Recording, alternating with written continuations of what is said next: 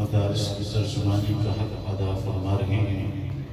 میری مراد اس سے استاذ العلماء، استاذ المحدثین، مخدوم العلماء، ترجمان مدارس دینیہ، ناظم اعلیٰ وفاق المدارس العربیہ پنجاب حضرت مولانا قاضی عبدالرشید صاحب دامت برکاتہ العالیہ وہ تشریف لا چکے ہیں۔ استاذوں کے سامنے کوئی بات کرنا یا کوئی بات کہنا یہ بے ادبی ہوتی ہے، لیکن پھر بھی استاذی محترم کا بہت بڑا احسان ہے کہ اپنی بہت طویل مصروفیات صبح سے لے کر شام تک ہم نے استاذی کے ساتھ وقت گزارا ہے۔ ہمیں پتہ ہے کہ استاذوں کی مصروفیات کیا سے کیا ہوتی ہیں۔ صبح کہیں ہوتے ہیں، صبح پنڈی ہوں گے، دن کو سرگودا ہوں گے، رات کو لاہور ہوں گے، پھر وہ مظفر گڑھ ہوں گے، بہت سے علاقے ہیں۔ استاذی کی بہت بڑی شفقت ہے کہ استاذوں نے وقت نکالا ہے اس پیام مصطفیٰ کانفرنس کے لیے، جو بسلسلہ تکمیل قرآن کریم اللہ رب العزت نے مجھے یہ سعادت نصیب فرمائی کہ اللہ رب العزت نے میری بچی کو حفظ قرآن کریم کی سعادت نصیب ہوئی ہے، اور یہ میرا کوئی کمال نہیں ہے، میرا اس کے اندر کوئی وہ عمل دخل نہیں ہے، یہ حضرت دادا جان رحمہ اللہ کی ساری محنت انہی کا ہے، یہ سارا فیض انہی کا ہے، یہ سارا گلشن انہی کا سجایا ہوا ہے۔ میں آپ حضرات کے استاذوں کے درمیان زیادہ حائل نہیں ہونا چاہتا، میں گزارش کروں گا استاذ العلماء، استاذ المحدثین، شیخ الحدیث حضرت مولانا قاضی عبدالرشید صاحب دامت برکاتہ العالیہ سے کہ اپنے بیان سے اور مفید کلمات سے ہمیں مستفید فرمائیں۔ استاذ محترم حضرت مولانا قاضی عبدالرشید صاحب۔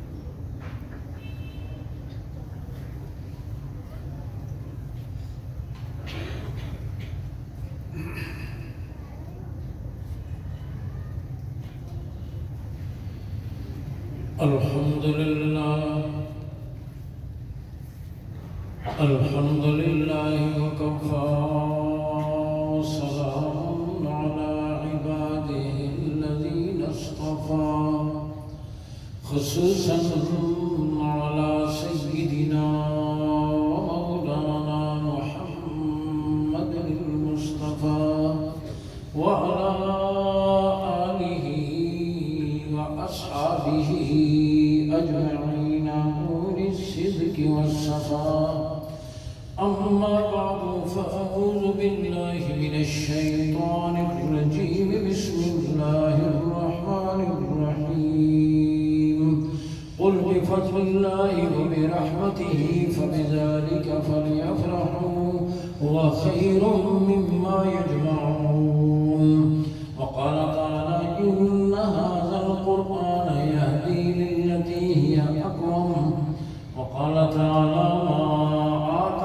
الرسول فخذوه وما نهاكم عنه فانتهوا. آمنت بالله وصدق الله العظيم. وقال النبي صلى الله عليه وسلم لأنس رضي الله تعالى عنه يا بني إن قدرت أن تصبح وتمسي وليس في قلبك غش لأحد فافعل وذلك من سنتي ومن أحب سنتي فقد أحبني ومن أحبني كان معي في الجنة أو كما قال عليه الصلاة والسلام. وقال النبي صلى الله عليه وسلم إن هذه القلوب تصدأ كما يصدأ الحديد إذا أصابه الماء. قيل وما جلاؤها يا رسول الله؟ قال كثرة ذكر الموت وتلاوة القرآن أو كما قال عليه الصلاة والسلام. وقال النبي صلى الله عليه وسلم الدنيا كلها متاع وخير متاع الدنيا المرأة الصالحة أو كما قال عليه الصلاة والسلام. وقال النبي صلى الله عليه وسلم أشراف أمتي حملة القرآن اللهم صل على محمد وعلى آل محمد كما صليت على إبراهيم وعلى آل إبراهيم إنك حميد مجيد اللهم بارك على محمد وعلى آل محمد كما باركت على إبراهيم وعلى آل إبراهيم إنك حميد مجيد. سارے حضرات محبت اور شوق سے درود شریف پڑھیں.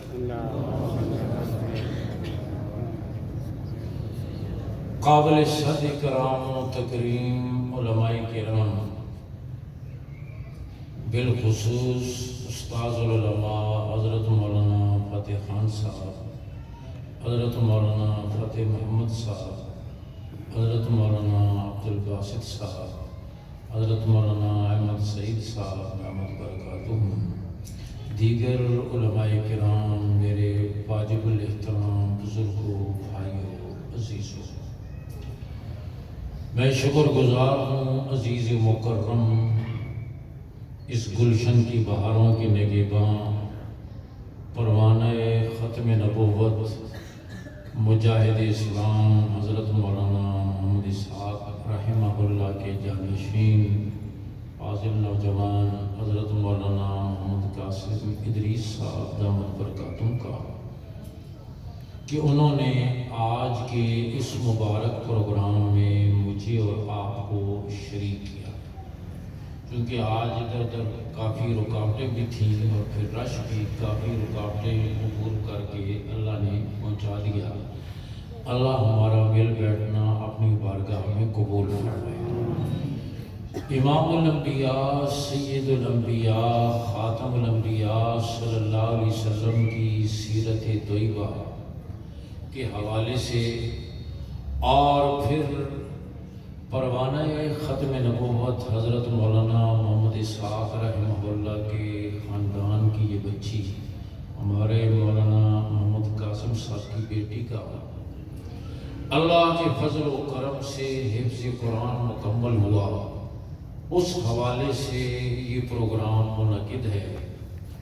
میں سب سے پہلے عزیز محترم مولانا محمد قاسم صاحب، اس بچی کے استاذ، ان کے والد محترم، ان کے پورے خاندان اور آپ تمام اہل علاقہ کو مبارکباد پیش کرتا ہوں کہ اللہ رب العزت نے یہ دولت نصیب فرمائی.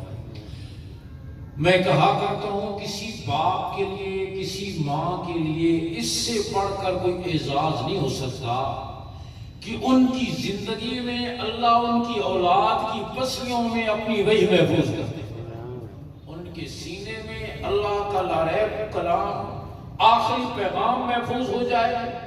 اس سے بڑھ کر کسی باپ اور ماں کے لیے، کسی خاندان کے لیے کوئی اعزاز اس کائنات میں ہو ہی نہیں سکتا. آج لوگ اپنے بیٹے کی گریجویشن پر، ماسٹر ڈگری کرنے پر، ڈاکٹریٹ کرنے پر خوشی مناتے ہیں. ٹھیک ہے، ان کو خوش ہونے کا حق حاصل ہے، اسلام نے کوئی قدغن اور پابندی نہیں لگائی. لیکن اتنی بات میں ضرور عرض کروں گا کہ دنیا والوں کی لکھی کتابیں، ان کی تھیوریاں، ان کے نظریے، برنارڈ شاہ اور شیکسپیئر کے لکھے ہوئے ڈرامے، لینن اور کارل مارکس کے نظریات، ڈارون کی تھیوری، نیوٹن کے قوانین، کوئی لکھ کر پڑھ کر یاد کر کے کامیاب ہو جائے تو خاندان خوش ہوتا ہے. پھر اس خاندان کو کتنا خوش ہونا چاہیے جن کے لخت جگر کے سینے میں اللہ کی وحی محفوظ ہوگی. آپ سوچیں، غور فرمائیں، یہ کتنا بڑا اعزاز ہے. کسی ماں اور کسی باپ کے لیے اس سے بڑھ کر کوئی اعزاز نہیں ہو سکتا. یہ اللہ کی بہت بڑی نعمت. اور میرے بزرگوں، اللہ نے ہمیں اس کائنات میں اسی طرف آگے آتا ہوں، اس کائنات میں اللہ نے ہمیں لا تعداد اور ان گنت نعمتیں عطا فرمائی ہیں.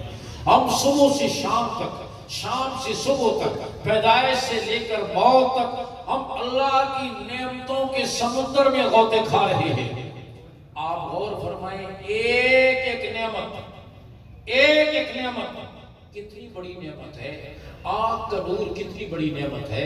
اگر آنکھ کی یہ روشنی نہ ہوتی ہم آسمان کی بلندیاں نہ دیکھ سکتے, زمین کی وسعتیں نہ دیکھ سکتے, لہلہاتے کھیت نہ دیکھ سکتے, پھوٹتے چشمے نہ دیکھ سکتے, بہتے دریا نہ دیکھ سکتے, چاند کی چاندنی نہ دیکھ سکتے, سورج کی کرنیں نہ دیکھ سکتے, ستاروں کی چمک نہ دیکھ سکتے, والدین کے چہروں کی زیارت نہ کر سکتے, اولاد کے معصوم چہرے نہ دیکھ سکتے, بیت اللہ کو نہ دیکھ سکتے, گنبد خضرا کو نہ دیکھ سکتے, قرآن مجید کی حروف نہ دیکھ سکتے.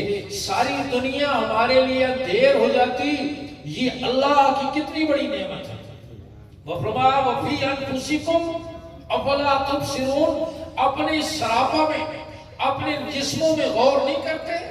ہم نے تمہیں کتنی بڑی نعمتیں دی ہیں, ورنہ آپ اس جسم میں غور کریں, میں نے تو ذرا سی آنکھ کی نعمت کی جھلک دی ہے, ورنہ یہ پورا جسم ہماری ایک ریاست اور سٹیٹ ہے. اللہ نے اس کا نظام بنایا ہے. پھر اس کائنات میں وہ نعمتیں اللہ نے ان کی طرف متوجہ کیا جو آفاقی نعمتیں ہیں. امیر, غریب, شہری, دیہاتی ہر ایک استعمال کرتا ہے. مثلا دیکھیں دودھ کی نعمت اللہ کی کتنی بڑی نعمت ہے. امیر, غریب, شہری, دیہاتی کبھی چائے میں, کبھی رس ملائی میں, کبھی کسٹرڈ میں, کبھی کیسے, کبھی کیسے, کبھی ٹھنڈا, کبھی گرم, کیسے استعمال کرتا ہے. آپ سوچیں, غور کریں, یہ دودھ کس نے بنایا؟ بھینس نے. اس کے اختیار کی چیز ہے.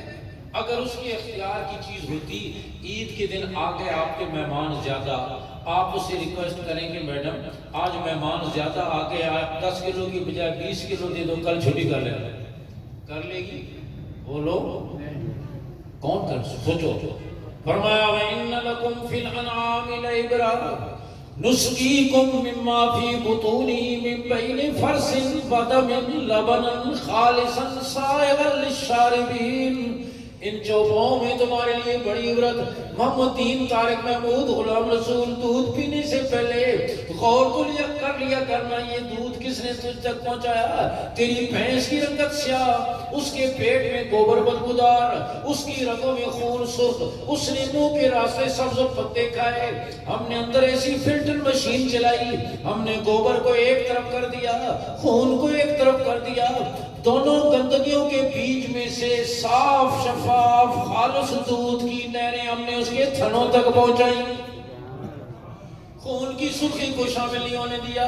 میرا بندہ طارق محمود بڑا نازک مزاج ہے, یہ نہ کہے کہ رنگی ٹھیک نہیں. گوبر کی بو کو شامل نہیں ہونے دیا, یہ نہ کہے کہ سمیل آ رہی ہے. دونوں گندگیوں کے بیچ میں سے خالص دودھ. کیسا؟ بولو. تیری بالٹی میں پہنچ کر نہ خالص ہو جائے تو تیرا کر دوتے نا. ہاں, ہم نے تو وہاں تک کیسا پہنچایا. اب تو بھینس ہے کہ 80 والا, 90 والا, 100 والا, 120 والا, 130 والا, پتہ نہیں کس نے کس کو دودھ دے رہی ہے. ہمارے کوئی سخت میں لگے, میں نے دودھ والے سے کہا یار بڑا دیر کرتا, ایک دن خالص دودھ لاؤ بچوں کو پلائے. کہتے چھوڑو استاد جی ادھر پیٹ خراب ہو جیسے. میں نے کہا نہیں لاؤ یار. کہنے لگے لایا, واقعتاً ان کا پیٹ خراب ہو گیا. میں نے کہا خالص دودھ بھی ہضم نہیں ہوتا, خالص دین بھی ہضم نہیں ہوتا. جسمانی معدہ بھی خراب, روحانی معدہ بھی. ایڈی سختی نہیں جی دین کی جتنی مولویاں پڑھائی ہے, اتنی سختی بھی نہیں جتنی مولویاں پڑھائی تھی, اتنی نرمی بھی نہیں جتنی تو سب پڑھائی ہے. میں نے کہا جسمانی معدہ بھی خراب, روحانی معدہ بھی, تو کیسا دودھ پہنچایا؟ فرمایا تم ٹینکیاں بناتے ہو چھتوں کے اوپر, ہم نے اس کی ٹینکی بنائی پیٹ کے نیچے. تم 2000 روپے کی ٹوٹی خرید کے لاؤ, دوسرے دن لیک کر رہی ہوتی ہے. ہم نے تھنوں کی صورت میں 4 ٹوٹیاں لگائیں, 20 کلو دودھ بھی آ جائے, قطرہ نیچے نہیں ٹپکتا. یہ کس نے بنایا؟ بولو کس نے پہنچایا؟ خالص سائق لبنن خالصن سائق. سائق کسے کہتے ہیں؟ جو الگ سے آسانی سے اتر جائے, نہ کوئی چھلکا اتارنا پڑے, نہ کوئی ہڈی نکالنی پڑے, نہ کوئی چبانا پڑے. جو بیمار سے بیمار کہتے ہیں دودھ دو نا, اور اگر کچھ نہیں کھا سکتا ہے اس کو کہتے ہیں سائق. اللہ نے ایک مطالبہ کیا, آپ بتائیں وہ صحیح ہے یا نہیں؟ رب ذوالجلال نے فرمایا میرے بندے خالص دودھ میں نے تجھ تک پہنچایا, نعمت حلال ہونے کا تقاضا یہ خالص عبادت تو مجھ تک پہنچا ہے یا نہیں؟ انصاف کی بات ہے یا نہیں؟ میں نے دودھ میں گوبر کی نجاست کو شامل نہیں کیا تو عبادت میں شرک کی نجاست شامل نہ کر۔ میں نے دودھ میں خون کی گندگی کو شامل نہیں کیا تو عبادت میں بدعت کی گندگی کو شامل نہ کر۔ خالص دودھ میں نے تجھ تک پہنچایا، خالص عبادت تو مجھ تک پہنچا۔ کتنی بڑی نعمت۔ میں نے عرض کیا یہ نعمتیں اللہ نے بندوں کے سامنے ذکر فرمائی کہ کسی طرح تو شاید اپنے منعم کے سامنے جھک جائے نا۔ جانور بھی اپنے پالنے والے کا خیال کرتے ہیں۔ میں چکوال کی طرف گیا، ایک کھیت کے پاس سے گزرا، سبزی لینے چلا گیا، اس کھیت والے بابے کا کتا بڑا بھونک رہا تھا۔ میں نے کہا بابا تیرا کتا بڑا بھونکتا ہے۔ بابے نے بڑی پتے کی بات کی، کہا مولوی صاحب روٹی کھاتا تو پھر ڈیوٹی کر رہا، روٹی کھاتا تو پھر ڈیوٹی کر رہا۔ میں نے کہا کتا اپنے مالک کی روٹی کا خشک ٹکڑا کھا کر گرمی ہو یا سردی، رات ہو یا دن، گرم لو ہو یا ٹھنڈی ہوائیں، طوفان ہو یا بارش، اپنے مالک کا در چھوڑتا نہیں ہے، اور انسان انگنت نعمتیں کھا کر مالک کے دروازے پر آتا نہیں۔ اللہ نے متوجہ کیا، فرمایا فرأیتم ما تحرثون اانتم تزرعونہ ام نحن الزارعون، یہ جو کھیتیاں تم کرتے ہو بتاؤ زراعت کا نظام ہم چلا رہے ہیں یا تم چلا رہے ہو؟ کسان زمین میں جس رخ پہ آتا ہے دانے کو پھینک دیتا ہے، لیکن کبھی تمہاری نگاہ عبرت میں دیکھا ہو زمین سے اگنے والا ہر دانہ اس کا رخ بالکل سیدھا ہوتا ہے۔ بتاؤ نا مٹی کے نیچے نہ نظر آنے والا کون سا ہاتھ ہے جس نے اربوں کھربوں دانوں کا رخ سیدھا کر دیا؟ مٹی کے نیچے دانے کا رخ سیدھا کرنے والا کون؟ گٹھلی اور دانے کو پھاڑ کر اس میں سے ایک ننھی کوپل کو نکالنے والا کون؟ اللہ کا نام چنل ہے اور پھر کوئی امریکہ ناراض نہ ہو جائے۔ ہاں پتوں کو رنگت دینے والا کون؟ آپ کے سٹیٹس کی شاید خلاف ہو، اللہ کا نام اونچا لینا۔ ہاں پتوں کو ڈیزائن دینے والا کون؟ رنگتیں دینے والا کون؟ پھلوں پر غلاف چڑھانے والا کون؟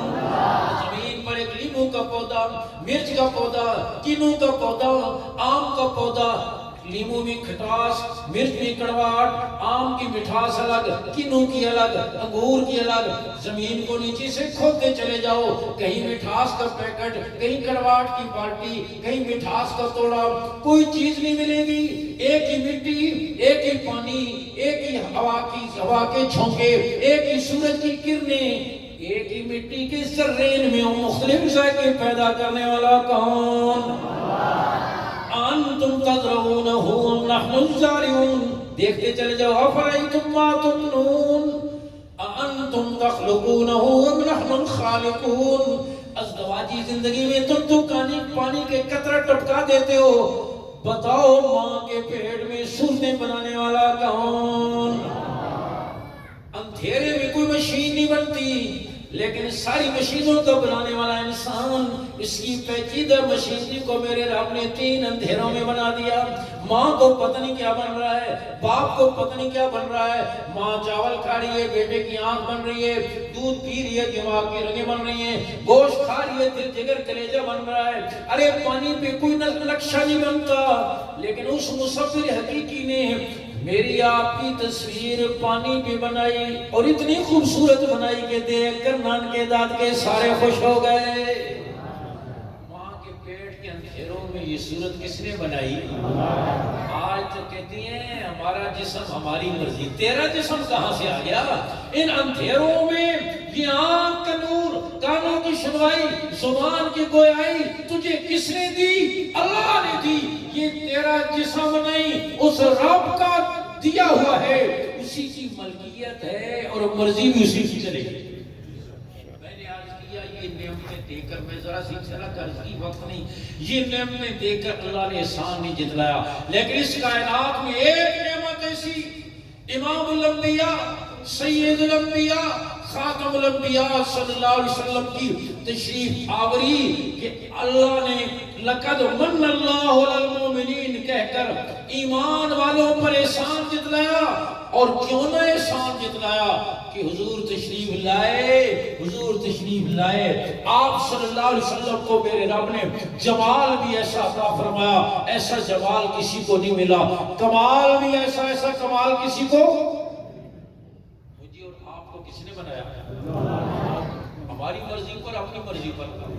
والذی یصورکم فی الارحام کیف یشاء، جیسے وہ چاہتا ہے ماں کے پیٹ میں صورتیں بناتا ہے، جسے چاہا کالا بنا دیا، جسے چاہا گورا بنا دیا، جسے چاہا دراز قد بنا دیا، جسے چاہا پس قد بنا دیا، جسے چاہا کامل العقل بنا دیا، جسے چاہا ناقص العقل بنا دیا۔ ساری مخلوق بنائی اس نے اپنی مرضی کے مطابق، لیکن جب اپنے محبوب کی باری آئی پیار سے پوچھ لیا میرے محبوب میں تجھے کیسے بناؤں، میں تجھے کیسے سجاؤں؟ ساری مخلوق میں نے بنائی اپنی مرضی کے مطابق، میرے محبوب تجھے میں بناتا ہوں تیری مرضی کے مطابق۔ جتنا حسین بننا چاہتے ہو اتنا حسین بن جاؤ۔ صحابہ فرماتے ہیں اور اگر کوئی نبوت کی دلیل نہ بھی ہوتی، آپ کا کوئی اور معجزہ نہ بھی ہوتا، جمال نبوت کو دیکھنا ہی نبوت کی دلیل کے لیے کافی تھا۔ ویسے تو اللہ نے سارے نبی جو بھیجے، اللہ نے جو بھیجے وہ سارے جمال کے پیکر تھے۔ یہ تو ایک انگریز کا بھیجا ہوا نبی تھا نا، غلام قادیانی، جس کی ایک آنکھ میں مستقل لوڈ شیڈنگ رہتی تھی، کانا من الکافرین۔ اللہ نے تو جتنے نبی بھیجے وہ سارے حسن کے پیکر، اور پھر حضور تو خاتم النبیین ہیں۔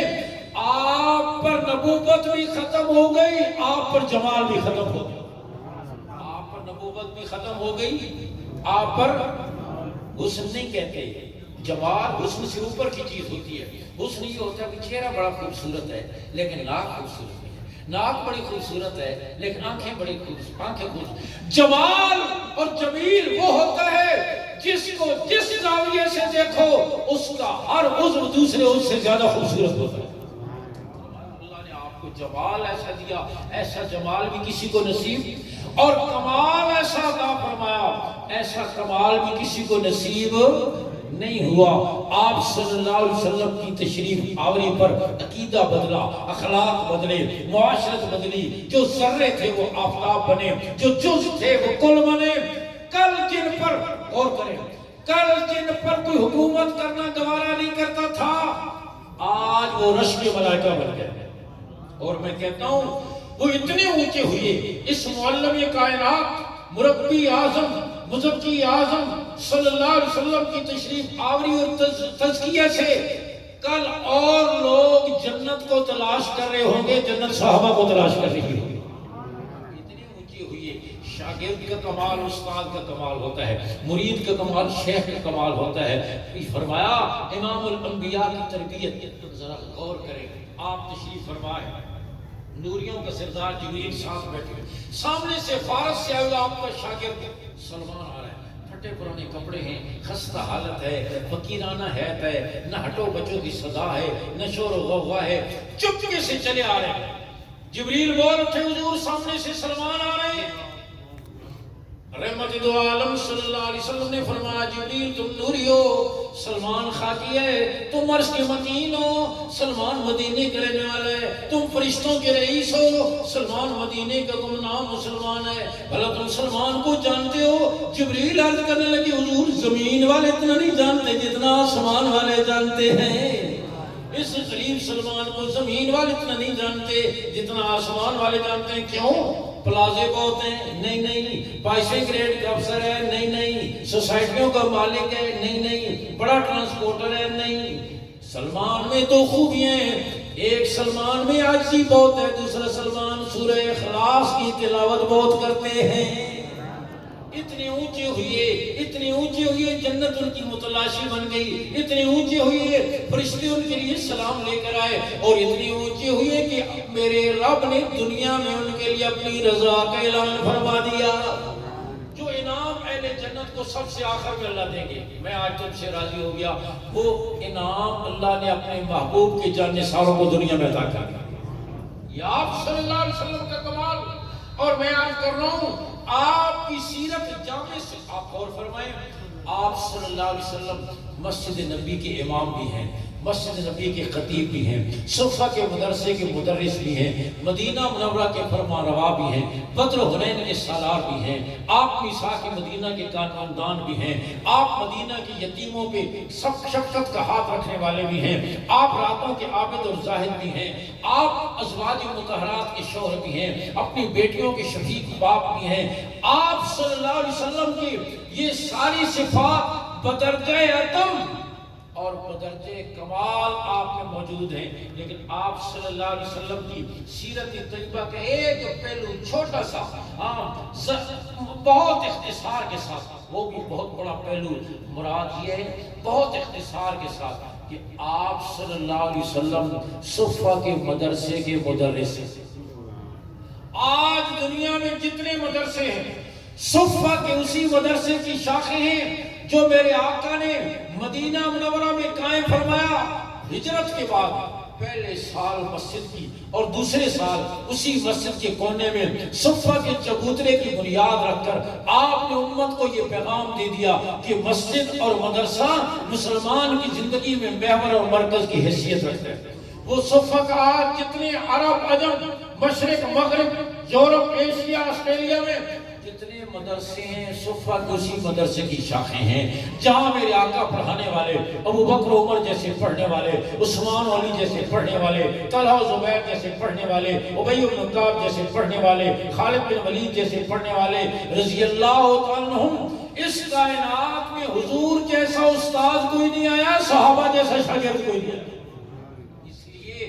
آپ بہت بڑے قاری سے قرآن کیوں نہ پڑھیں، قرآن اس پر نازل تو نہیں ہوا نا، صحابہ نے ان سے قرآن پڑھا جن پر قرآن نازل ہوا ہے۔ آپ کسی بہت بڑے شیخ الحدیث حدیث کیوں نہ پڑھیں، اس کی باتیں تو حدیث نہیں، صحابہ نے ان سے حدیث پڑھی ہے جن کے اپنے ارشادات حدیث ہیں۔ میں نے عرض کیا آج دنیا بھر کے پھیلے ہوئے مدرسے صفہ کے اسی مدرسے کی شاخیں ہیں جہاں معلم کائنات صلی اللہ علیہ وسلم نے تعلیم دی اور صحابہ نے تعلیم لی۔ اور میرے بھائیوں یہ مدرسہ ہے جو دین اسلام کا قلعہ ہے اور جس کی وجہ سے آج پورا دین محفوظ ہے۔ عالم یہی بنے گا، قاری یہی بنے گا، حافظ یہی بنے گا، حافظہ یہی بنے گی، مبلغ یہی بنے گا، مصنف یہی بنے گا، مربی مزکی یہی بنے گا۔ مدرسے کی قوت پورے دین کی قوت اور مدرسے کی کمزوری پورے دین کی کمزوری ہے، اور یہ آج مدارس کی برکت ہے۔ الحمدللہ وطن عزیز پاکستان میں ان بوریا نشینوں کی برکت سے ایک سال میں قرآن مجید کے 1 لاکھ حافظ تیار ہو رہے ہیں۔ 1 لاکھ بچے اور بچیاں قرآن کے حافظ تیار ہو رہے ہیں، اور بچوں کے حفظ پر بھی بڑی خوشی، لیکن بچیوں کے حفظ پر اس سے بڑھ کر خوشی، اور خاص طور پر ہر بچے کے میں روزانہ کے پروگراموں میں جاتا ہوں اور 6 مہینے میں 80,000 کلومیٹر سفر کر چکا ہوں۔ میرے روزانہ کے کئی پروگرام ہوتے ہیں، لیکن کسی مولوی عالم حافظ قاری کا بچہ بچی حافظ ہو جائے نا، مجھے دوہری خوشی ہوتی ہے، اور وہ اس لیے کہ شکر ہے انہوں نے اپنی لائن تبدیل نہیں کی۔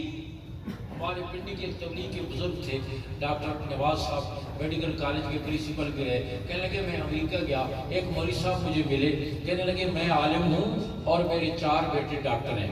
ڈاکٹر صاحب کہنے لگے میں نے ان سے کہا میں ڈاکٹر ہوں اور میرے 4 بیٹے عالم ہیں، اور وہ مختلف جگہوں پر پڑھا۔ تو کبھی ایسے ہوتا ہے کہ ڈاکٹر ادھر آ رہے ہیں مولوی ادھر جا رہے ہیں، لیکن یہ اللہ کا شکر ہے کہ الحمدللہ انہوں نے لائن تبدیل نہیں کی۔